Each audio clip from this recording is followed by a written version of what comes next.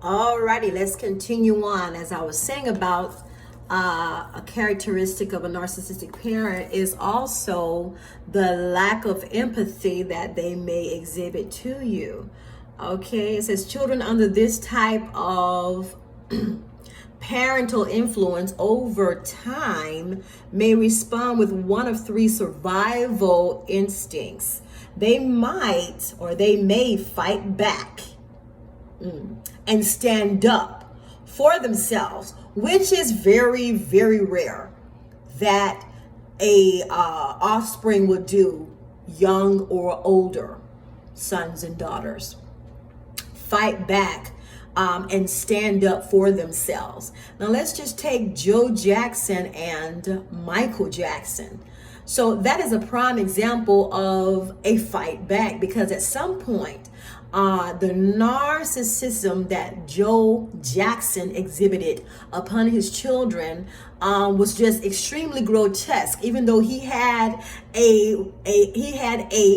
a great outcome that he wanted to see manifest for his children's lives, but that was all at the cost of their childhood. Let's be clear. So here you have Michael Jackson, who has gone on record and has been verified by not only him but family members that he was the only one of Joe's children that stood up to him and fought him back. So it's a rarity that happens, but it does happen. It becomes a survival instinct. At some point, the offspring, the son or daughter, realizes that there is no way that they will ever be able to survive or win with a narcissistic parent. So in order to save themselves, literally, in order for them to save themselves from the pending doom under the influence of a narcissistic parent, they have to fight back.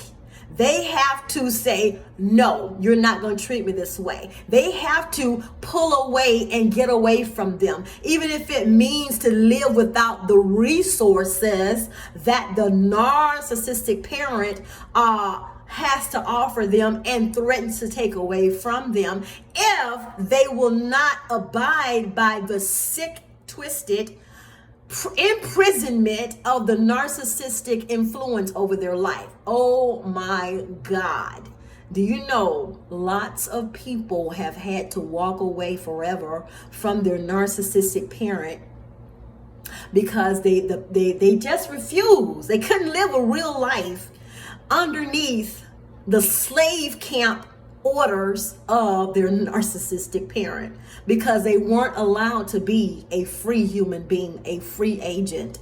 You're not allowed to be yourself with a narcissistic individual trying to lord over your mind, your life, and everything about you. Okay? Even if it's your parent, it is something that you have to figure out for yourself that, oh my goodness, I can't live like this. I don't give a damn if it is my mother, if it is my father. I cannot fucking live like this with this crazy people or person just ruining my existence. I don't have a life if I stay up under this individual, if I keep on allowing them to sickly and sadistically rule my life as though I don't exist at all. I'm just an object, a tool, something, an extension of them, and not a good one at that. I'm not seen as a person. I'm seen as a slave, basically. A do girl and a do boy. So that is a survival instinct here. They may fight back and stand up for themselves. They may fight and distance from their narcissistic parents or parent. Some may begin to freeze and substitute their invalidated real self with a false persona playing a role, thus adopting traits of narcissism themselves. So the weaker ones, they just throw in a towel just to save face. They just go along with the narcissistic power that is overshadowing and overwhelming their life. And they just basically just abide by it. They just freeze the real self and just play the role that the narcissist is expecting of them, because they're just too vulnerable and too weak to move on without the resources of the narcissist in their life. Because one thing about a narcissist is they will always remind you of what they have and what you don't.